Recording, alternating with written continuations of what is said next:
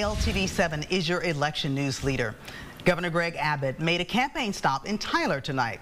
The governor, who is vying for his fourth term in office, spoke at the Smith County GOP's Lincoln Reagan dinner, surrounded by East Texas elected officials. He touched on a number of topics, from property taxes to immigration and school vouchers. Governor Abbott says he wants to see Texas become the best state in the country for education. It's not just an aspiration. It's something that is achievable if you put together all the right pieces.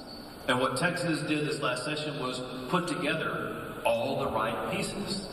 One component of that is the passage of school choice.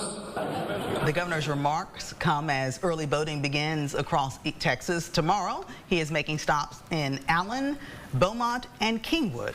A heads up tonight.